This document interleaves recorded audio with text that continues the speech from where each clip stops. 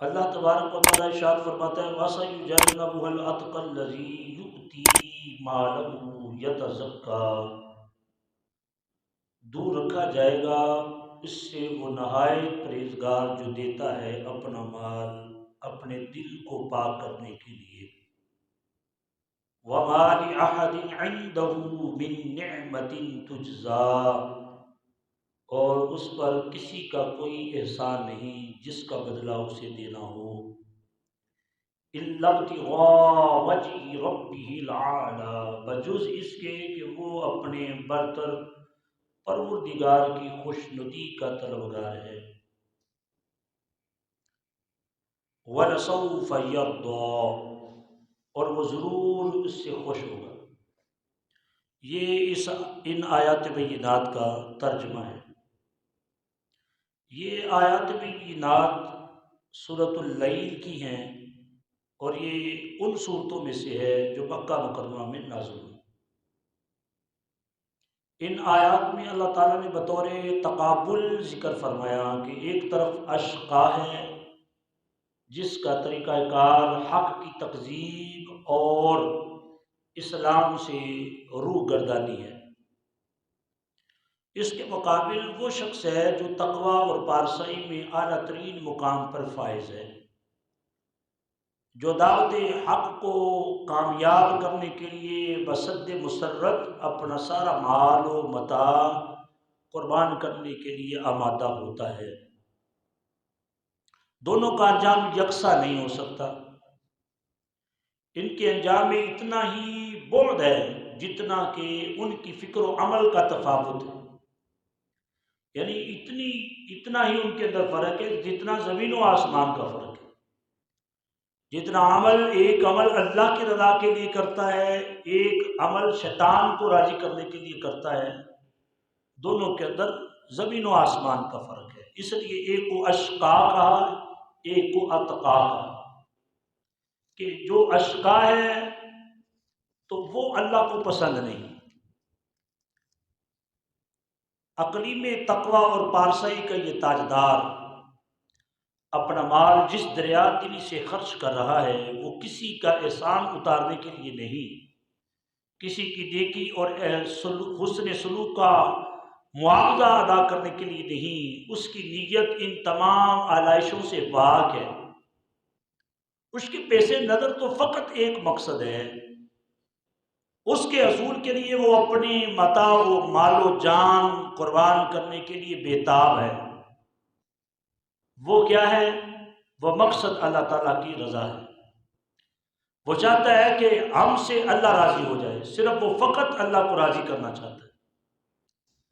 حضور سرور عالم صلی اللہ علیہ وآلہ وسلم کا فرمان ذیشان ہے، کریم آقا صلی اللہ علیہ وسلم کے حلقہ عقیدت میں داخل ہونے والے ان سب صفات کے متصف تھے، لیکن ان میں اعلیٰ ترین مثال سیدنا تاجدار صداقت حضرت ابوبکر صدیق رضی اللہ تعالیٰ عنہ کی۔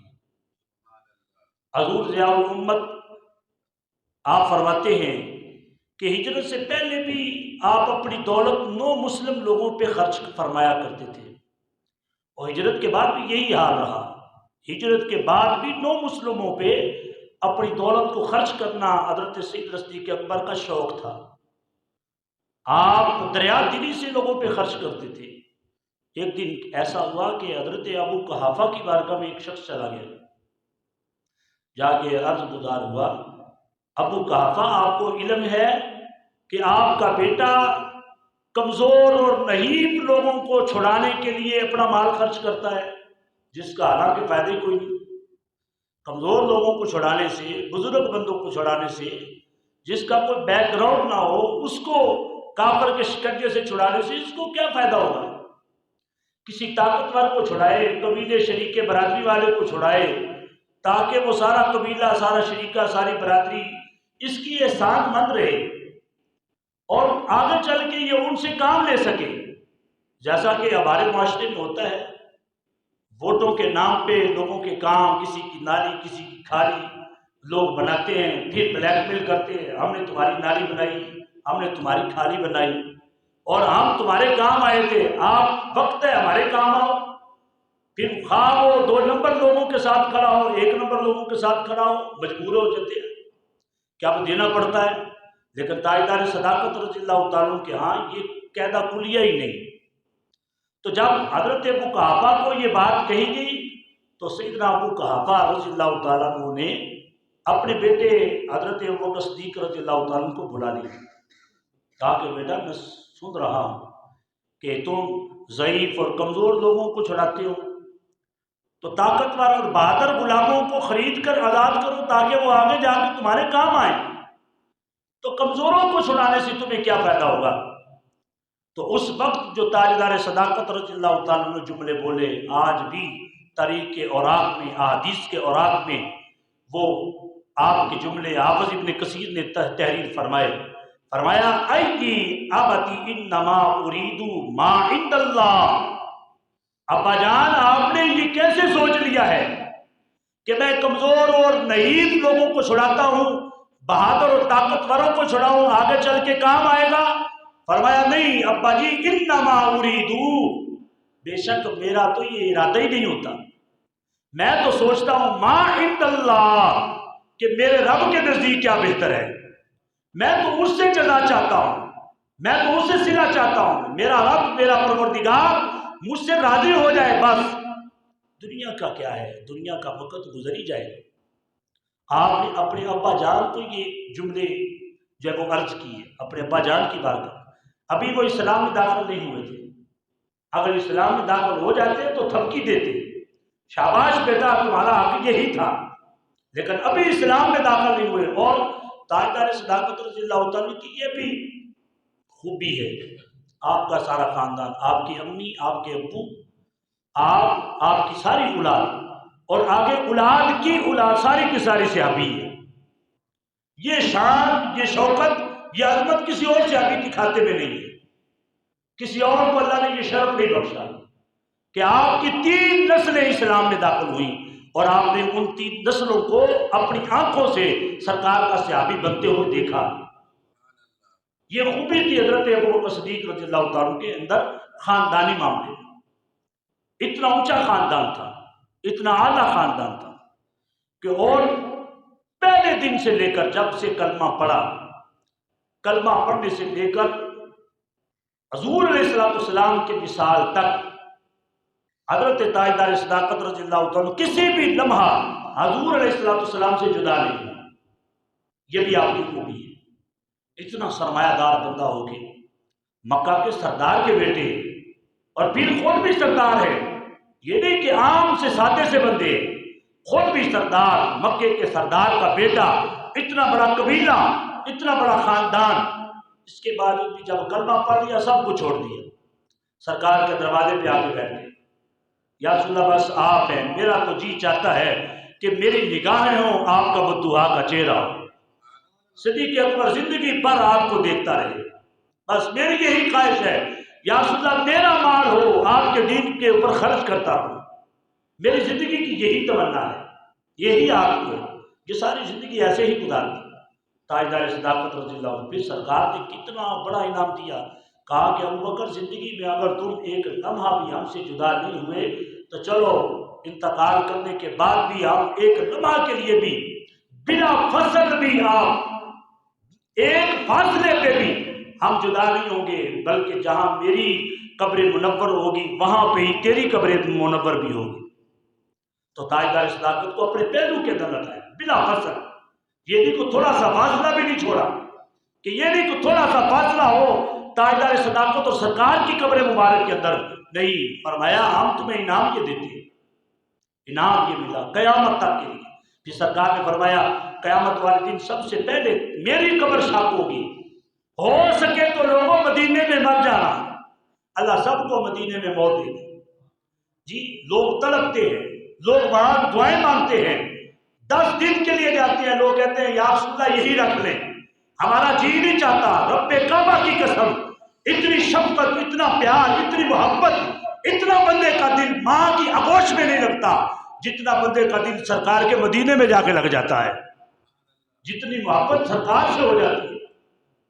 تو لہذا وہ ہمارے سکالر ہیں مولانا غفران قادری صاحب کراچی سے، ان کا تعلق ہے، انہوں نے کہا کہ اسی سال 2023 کی بات ہے، وہ بیان فرما رہے تھے، فرماتے 2023 کے اندر ایک نوجوان کو مدینہ شریف کے اندر گرفتار کیا گیا، مسجد نبوی شریف کے احاطے کے اندر وہ نوجوان گرفتار ہوا تو لوگ بھاگے، رونے لگا، تڑپنے لگا، تو لوگ بھاگے، لوگوں نے کہا کہ بھئی اس کو چھوڑ دو، اس کا کیا قسمت ہے بیچارے کی، یہ عاشق رسول ہے، اس کا حلیہ دیکھو، اس کا رنگ سنگ دیکھو، اس کا بیٹھنا اٹھنا دیکھو، یہ کون سا دہشت گرد ہے جس کو آپ نے گرفتار کر لیا ہے۔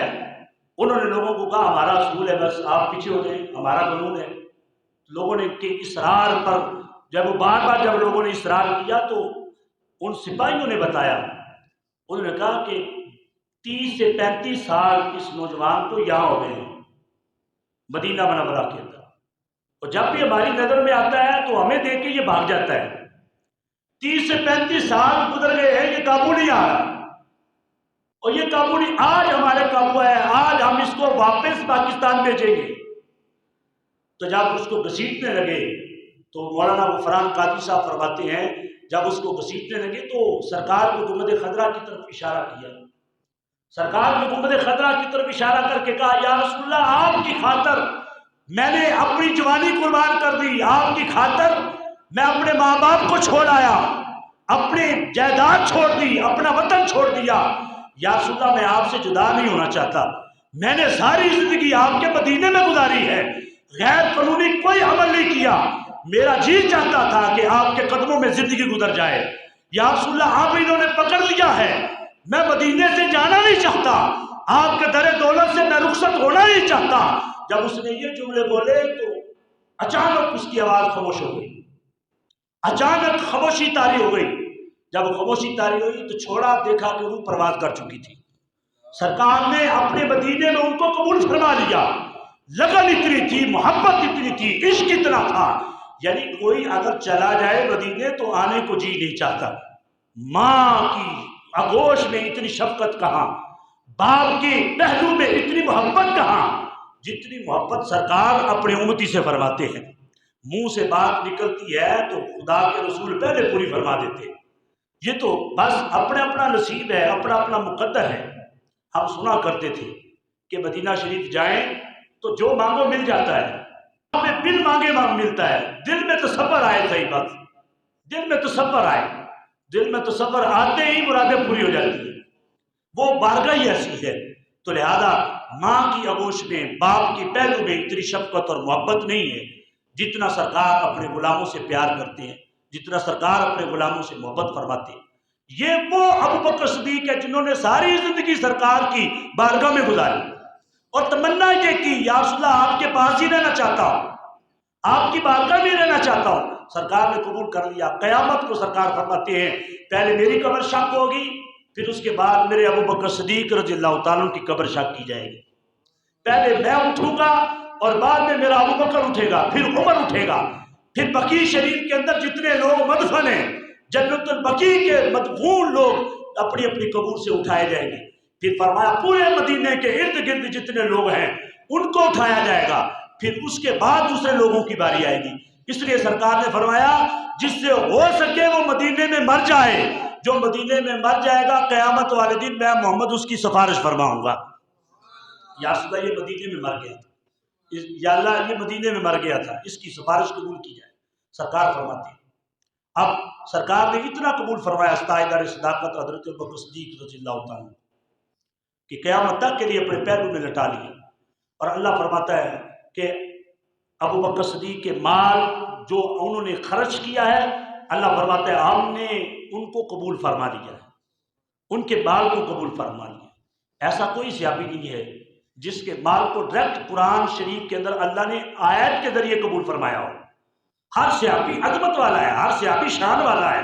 یہ نہیں کہ صحابہ کے تقوی میں، صحابہ کے پرہیزگاری میں میرے محبوب علیہ السلام ارشاد فرماتے ہیں، فرمایا تم احد پہاڑ کے برابر سونا خرچ کرو۔ احد پہاڑ ہم نے اس کی بھی زیارت کی، جو احد پہاڑ سرکار کی زیارت کرتا رہا۔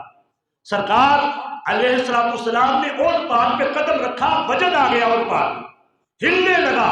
سرکار نے فرمایا ٹھہر جا، تیرے اوپر ایک نبی، ایک صدیق اور 2 شہیدوں کے علاوہ کوئی نہیں ہے۔ ٹھہر گیا احد پہاڑ. سرکار نے فرمایا احد پہاڑ ہم سے پیار کرتا ہے, ہم احد پہاڑ سے محبت کرتے ہیں.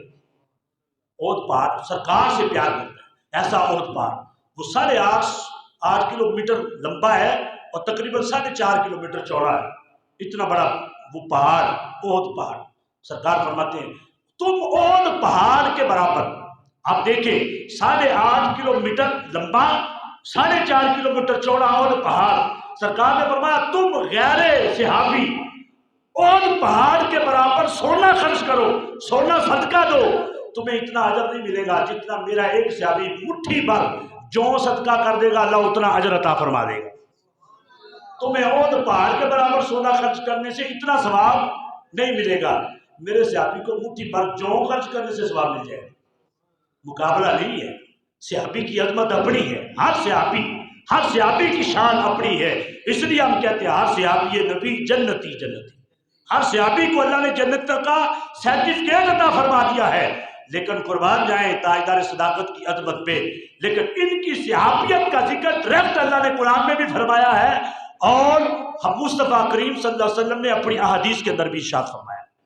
ثانی اثنین اذ ہما فی الغار اذ یقول لصاحبہ لا تحزن ان اللہ معنا.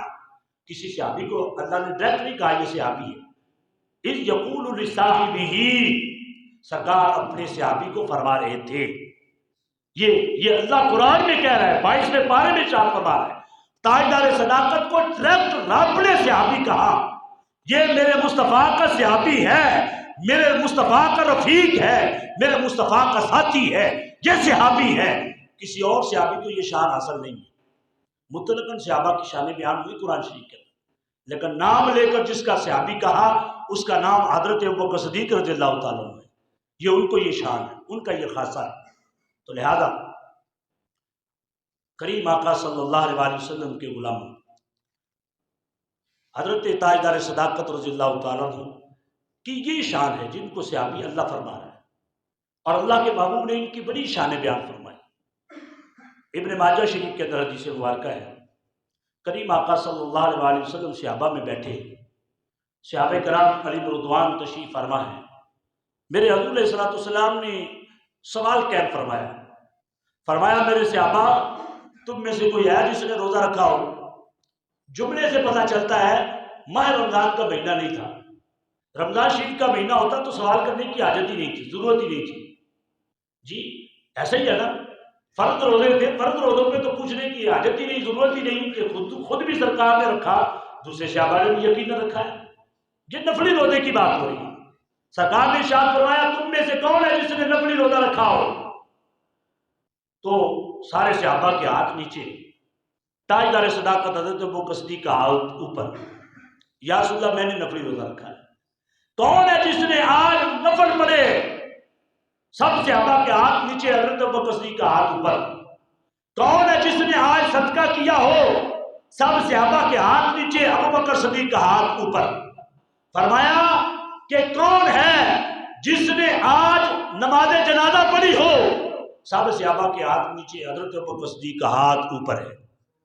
کریم آقا صلی اللہ علیہ وسلم نے ارشاد فرمایا اے ابو بکر تو ایسا خوش نصیب ہے, جنت کے 8 دروازے ہیں, کسی کو باب الصلاۃ سے بلایا جائے گا, کسی کو باب ریحان سے بلایا جائے گا, کسی کو باب الجہاد سے بلایا جائے گا, لیکن اے ابو بکر تو اتنا خوش نصیب ہے تجھے 8 دروازوں سے ہی جنت کے 8 دروازے کہیں گے ابو بکر ادھر سے گزر جاؤ, تجھے جنت کے 8 دروازے سے جنت میں بلایا جائے گا. آپ کی اتنی شان. سرکار عالم صلی اللہ علیہ وسلم نے فرمایا ایمان کی 350 سے زیادہ خصلتیں ہوتی ہیں. مومن کے اندر جو صفات پائی جاتی ہیں, جو ایمان کی خصلتیں ہیں, فرمایا وہ ایمان کی جو خصلتیں, ایمان کی جو صفات ہیں 350 سے زیادہ ہیں, جس کے اندر ان 350 میں سے ایک بھی ہوگی جنت میں چلا جائے گا. 350 خصلتوں میں سے ان میں سے ایک یہ بھی ہے کہ اپنے کسی مسلمان بھائی کو دیکھ کر مسکرا دینا, تنزیہ نہیں, ویسے ہی دیکھ کے مسکرا دینا, یار میرا بھائی آیا ہے, میرا محلے دار آیا ہے, ہمارا نمازی بھائی آیا ہے. جی نمازی بھائی, وہاں پہ بھی ہم بھائی جاتے ہیں, مدینہ شریف جائے, مکہ شریف جائے, اپنے شہر کے بندے سے ملاقات ہو جائے. ماشاءاللہ ہمارے بھائی خرم سلیم مہر صاحب بھی وہاں تشریف فرما تھے. تو جمعہ والے دن آخری ہمارا جمعہ تھا تو ہماری ملاقات جمعرات کو تقریباً ہوئی. تو خرم صاحب فرمانے لگے قاری صاحب جو ہے گجرانوالہ میں تو ہم دعوت کرتے رہتے ہیں آپ کی، تو میرا جی چاہتا ہے کہ مدینہ شریف میں بھی آپ کی دعوت کی جائے. جی ماشاءاللہ اللہ ان کو برکتیں دے. تو انہوں نے پرتکلف ہمیں وہاں دعوت پہ بلایا، پرتکلف ہمیں کھانا کھلایا. تو مدینہ شریف سرکار کے مدینے میں جمعہ شریف کے فوراً بعد تو وہاں پہ یہ میں نے ان سے عرض کیا، میں کہا یہ تو یادگار دعوت بن گئی ہے، یہ کبھی نہ بھولنے والی. وہ پاکستان والی دعوت تو ہو سکتا ہے آپ بھول جائیں کہ وہ پتہ نہیں کیا کھایا تھا کیا پیا تھا، لیکن مدینہ شریف والی دعوت تو ہمیشہ یاد رہے گی انشاءاللہ.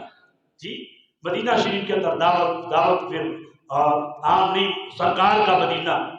تو لہذا یہ بھی آپس میں یہ بھی ایک جب وہ محبت والا سلسلہ ہوتا ہے کہ ایک ہی وقت میں کوئی مدینہ شریف میں ساتھی مل کے جائیں تو یہ بھی ایک یادگاری ہو جاتی ہے، محبت والا معاملہ ہو جاتا ہے. تو لہذا کریم آقا صلی اللہ علیہ وسلم نے ارشاد فرمایا جس کے اندر ایک خصلت ہو، یعنی ان میں سے ایک یہ ہے کہ کسی کے ساتھ مسلمان بھائی کے ساتھ خندہ پیشانی سے ملنا، مسکرا کر ملنا. سرکار نے فرمایا جس کے اندر یہ خصلت پائی جائے وہ بھی جنت میں چلا جائے گا. وہ ایک یہ چھوٹی سی خصلت ہے کہ بظاہر ہمیں چھوٹی سی لگتی ہے، نیکی کبھی چھوٹی ہوتی نہیں. بظاہر ہمیں لگتا ہے کہ ہمارا جاتا بھی کچھ نہیں، کسی کو ملے تو السلام علیکم جی، وعلیکم السلام، کیا حال ہے، ٹھیک ہے، کام شام ٹھیک ہے. آدھی تھکاوٹ تو اتنے میں اتر جاتی ہے، آدھی تھکاوٹ اتنے میں اتر جاتی ہے. کوئی بڑا چھوٹے کو گئے کہ بھائی بیٹا تمہارا کیا حال ہے، تو بچے کی تو تھکاوٹ اتر جائے گی نا. بچہ چھوٹا سا بیمار ہو نا، عصمت اللہ ڈاکٹر کے پاس لے جائیں، وہ پہلے نام لیتا ہے، وہ پیٹ چیک کرتا ہے، ہنستا ہے، کھیلتا ہے. بچے گھر سے روتے جاتے ہیں، ڈاکٹر صاحب کے پاس جا کے ہنسنے لگ جاتے ہیں. وہ کہتے ہیں وہ بھائی آپ اس کو کہہ رہے ہیں یہ تو تندرست ہے ماشاءاللہ، اس کو کیوں لے آئے. ایسے ہی وہ بڑا چھوٹے پر شفقت کرتا ہے، محبت کرتا ہے تو چھوٹے کا دل خوش ہوتا ہے کہ یار یہ اتنا بڑا بندہ ہو کے ہمارے چھوٹوں سے اتنا پیار کرتا ہے، اتنی محبت کرتا ہے، اتنی شفقت ہے، اتنی خندہ پیشانی ہے. سرکار فرماتے ہیں جس کے اندر یہ خصلت پائی جائے وہ بندہ جنت میں چلا جاتا ہے. صحابہ نے فوراً سوال کیا، سرکار وضاحتیں دے رہے ہیں. سرکار کی بارگاہ میں صحابہ نے عرض کیا یا رسول اللہ صلی اللہ علیہ وسلم کسی کے اندر یہ 350 خصلتیں موجود ہیں؟ کوئی بندہ ایسا بھی ہوگا جس کے اندر یہ ساری پائی جائیں؟ سرکار نے ارشاد فرمایا کسی کے اندر 10 ہے، کسی کے اندر 20 ہے، کسی کے اندر 40 ہے، کسی کے اندر 50 ہے. یہ صحابہ پوچھ رہے اپنے بارے میں پوچھ رہے، ہمارے بارے میں نہیں پوچھ رہے، وہ اپنے بارے میں پوچھ رہے تھے. کسی کے اندر اتنی ہے، کسی کے اندر اتنی ہے. یا رسول اللہ ہم پوچھ رہے ہیں کسی کے اندر 350 بھی ہیں. تو کریم آقا صلی اللہ علیہ وسلم نے فرمایا جس بندے کے اندر ایمان کی صفات والی ساری خصلتیں موجود ہیں اس بندے کا نام حضرت تاجدار صداقت ابوبکر صدیق رضی اللہ تعالیٰ. تم صحابہ میں جو مکمل ایمان والا ہے، مکمل جس کے اندر ایمان کی صفات موجود ہے، ایمان کی خصلتیں مکمل کی مکمل موجود ہیں، اس شخص کا نام حضرت ابوبکر صدیق رضی اللہ تعالیٰ. تو اتنی اونچی شان ہے لیکن ہم مسکرا کے بولے جنت مل جائے تو حضرت ابوبکر صدیق کے اندر یہ بھی خصلت موجود ہے. 350 خصلتیں جو ہے وہ ایمان کی خوبیاں آپ کے اندر موجود ہیں، سرکار بیان فرما رہے ہیں، سرکار نے ارشاد فرما دیا. تو لہذا پھر آپ اندازہ لگائیں کہ کتنے بڑے بزرگ ہو گئے حضرت ابوبکر صدیق رضی اللہ تعالیٰ. حضرت مولا کائنات مولا علی رضی اللہ تعالیٰ عنہ آپ ارشاد فرماتے ہیں جو بندہ مجھے ابو بکر و عمر کے اوپر فضیلت دے، جو بندہ یہ کہے کہ علی المرتضیٰ کرم اللہ وجہ الکریم حضرت ابوبکر صدیق اور حضرت عمر پاک رضی اللہ تعالیٰ ان سے افضل ہے، تو مولا علی کیا فرماتے ہیں؟ فرمایا میں اس کو مفتری کی سزا دوں گا، یعنی میں اس کو 80 کوڑے ماروں گا. جو سزا جھوٹے کی ہے وہ سزا میں اس بندے کو دوں گا جو بندہ یہ کہے ابو بکر عمر سے علی المرتضیٰ زیادہ افضل ہے. جو بندہ یہ کہے دما مست کلندر علی کا پہلا نمبر. حضرت علی المرتضیٰ فرماتے ہیں وہ مفتری ہے، وہ کذاب ہے، وہ دجال ہے، وہ جھوٹ سے کام لے رہا ہے. فرمایا نہیں، دما مست کلندر ابو بکر کا پہلا نمبر، ابو بکر صدیق کا پہلا نمبر ہے. ان دونوں شیخین کے اوپر علی المرتضیٰ کو کبھی ترجیح نہ دینا، سرکار نے کیونکہ ان کو ہی افضل قرار دیا ہے تو لہذا میں علی بھی انہی کو افضل قرار دیتا۔